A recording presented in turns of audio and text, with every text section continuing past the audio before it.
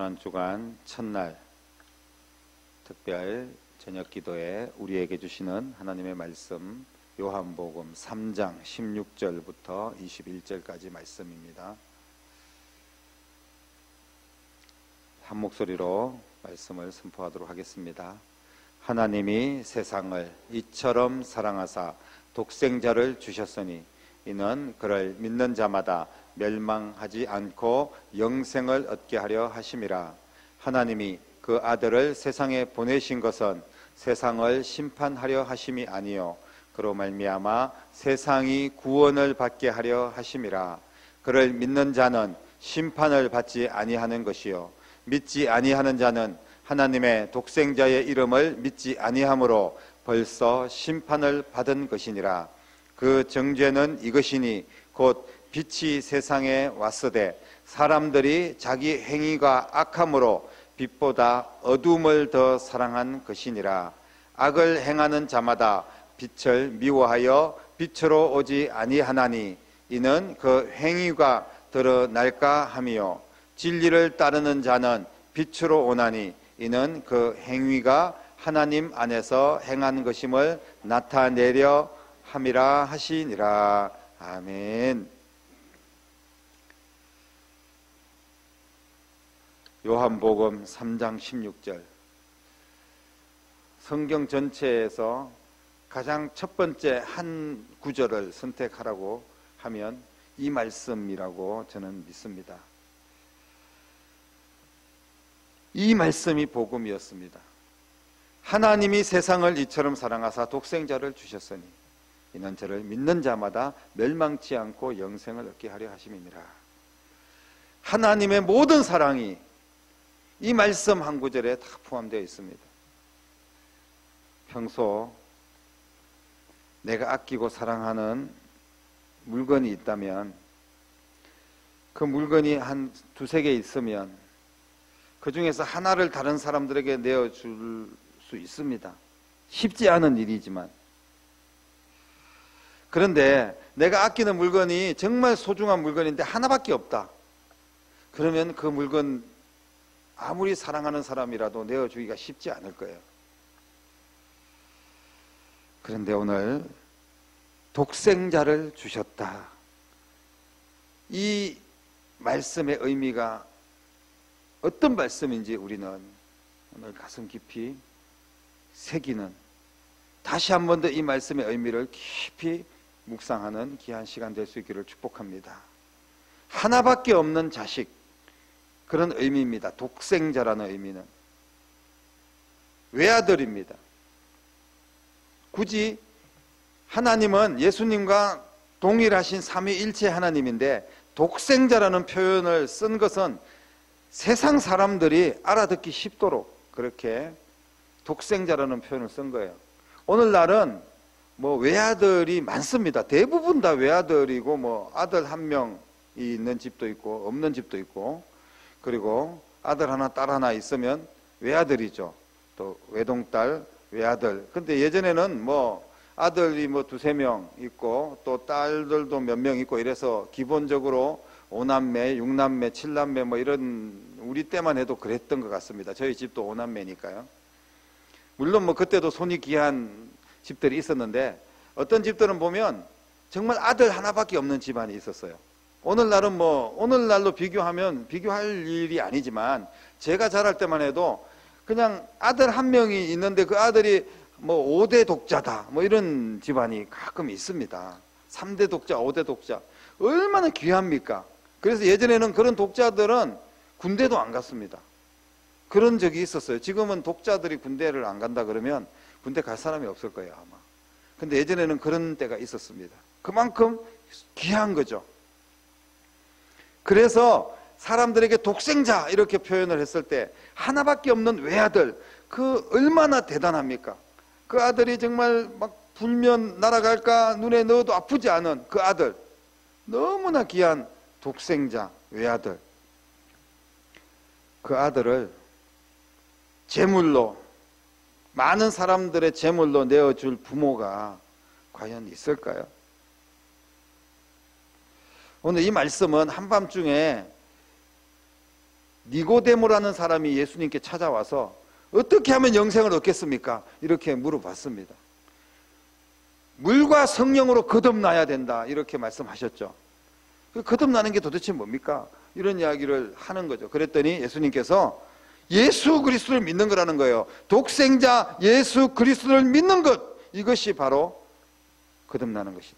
바로 예수님은 하나님이 어떤 분이신지를 설명하고, 그리고 바로 자신이 독생자 예수 그리스도라는 것을 설명하고, 이를 믿는 자마다 영생을 얻을 것이라는 것을 분명하게 말씀을 해주셨습니다.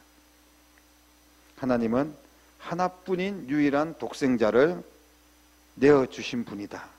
이것이 하나님의 모든 사랑을 표현하는 것입니다. 뭐 다른 말이 뭐가 필요 있겠습니까? 우리에게 뭐 축복해 주셨다, 먹을 거 주셨다, 뭐 직업을 주셨다, 좋은 날씨를 주셨다, 뭐 아플 때 고쳐 주셨다, 이런 사랑, 물론 대단한 사랑입니다. 그런데 독생자 그 외아들 예수 그리스도를 우리를 위해서 주셨다, 이거보다 더 대단한 사랑의 표현을 어떻게 할 수가 있겠습니까? 여기서 독생자를 주셨다는 표현이 어떤 표현입니까? 독생자를 주셨다는 것은 그냥 우리에게 뭐 어떤 물건 하나 주신 것이 아니에요. 그러니까 우리랑 같이 잘 사귀고 잘 놀도록 그렇게 주신 것이 아닙니다. 그러니까 딸을 시집 보낼 때 이제 준다는 표현을 씁니다. 근데 뭐 딸이 지금 시집가면 죽는 건 아니잖아요. 당장 줬다는 표현을 쓰지만, 또 남의 집에 가서 시집살이도 하고 뭐 그러겠지만, 이제 남편을 만나서 행복하게 잘 살기 위해서 보내주는 거 아니겠습니까? 그런데 여기서 예수님을 주셨다는 표현은 뭐냐 하면 바로 십자가의 제물로 내어주셨다는 그런 의미입니다.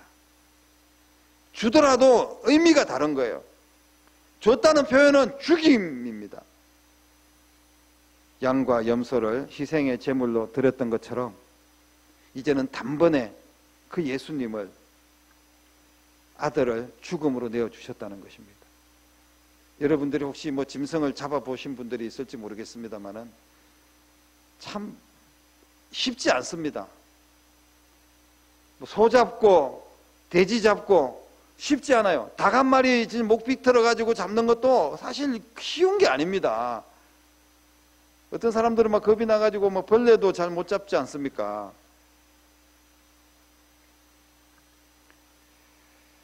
끔찍한 일입니다. 이스라엘 백성들은, 대제사장들은 특별히 양 잡고 소 잡고 그런 일들을 계속 해왔기 때문에 그 잡아서 죽인다는 의미가 어떤 의미인지 너무나 잘 알고 있어요.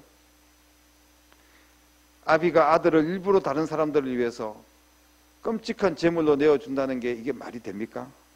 너무나 무정하고 차가운 아버지가 아닐까요? 하나님은 왜 이런 일을 하셨을까요? 사랑하는 성도 여러분, 하나님이 우리를 이처럼 사랑하셨다. 자기 아들을, 독생자를 내어주시면서, 다시 말씀드려서 죽이면서까지 우리를 사랑하셨다는 거예요. 이처럼 사랑하셨다는 말씀은 바로 아들을 통하여서 모든 믿는 자에게 구원을 주시기 위함입니다. 세상이 멸망당하고 수많은 영혼들이, 하나님 만드신 그 영혼들이 지옥 가는 것을 막기 위한 유일한 방법, 바로 예수님을 십자가에서 죽게 하는 것입니다. 죄값을 지불해야 되는 겁니다. 죄 없는 분이, 유일하신 예수님밖에 없습니다. 세상 사람들이, 어떤 대단한 위인들도 이 일을 할 수가 없지 않습니까? 내가 내 죄값을 지불하고 죽는다고 해도 내 죄 때문에 죽는 거지, 이거는 뭐 다른 사람들 살릴 수 있는 방법이 없어요. 아들을 통하여 세상의 구원의 길을 열어주신 줄로 믿으시기를 바랍니다. 하나님은 이렇게 우리를 사랑하셨습니다. 그를 믿는 자는 18절에 심판을 받지 않는다, 분명하게 말씀하고 있습니다. 이 심판은 죄의 대가입니다. 형벌을 의미하고 있습니다. 심판은 지옥을 의미하고 있습니다. 그런데 예수님께서 이 형벌을, 심판을 대신에 받았다는 거예요. 이게 내어주셨다는 의미입니다. 아들을 믿는 자는 죄에 대한 심판과 형벌을, 면제를 받을 수가 있는 겁니다. 하지만 이 예수 그리스도를 믿지 않는 자는 어떤 대단한 사람도 이 심판과 형벌을 피할 수 없습니다. 이것이 복음입니다. 믿는 자는, 믿는 자만이 구원에 이를 수 있다는 것을 성경은 분명하게 말씀하고 있습니다. 그를 믿는 자는 누구를 믿는 자입니까? 그를 믿는 자, 이렇게 표현했는데, 이 그를 믿는 자가 도대체 누구를 믿는 자입니까?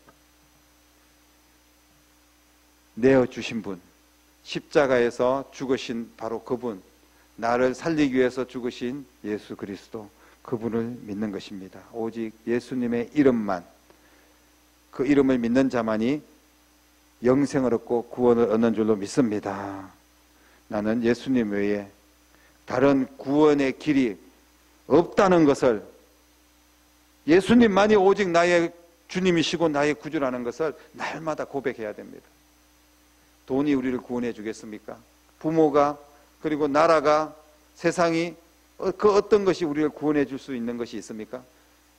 구원을 조금 0.1%라도 구원의 가능성이 있다면 그때부터는 이단이 되는 겁니다. 100% 오직 예수 그리스도 한 분만 우리의 구원이신 줄로 믿으시기를 바랍니다. 그를 믿는 자는 진리를 따른다, 이렇게 성경은 말씀을 하고 있습니다. 예수님을 믿는다는 것은 예수님이 진리고 예수님을 따르도록 그렇게 예수님께서 인도해 주시는 겁니다. 우리는 이제 예수님을 따라가는 거예요.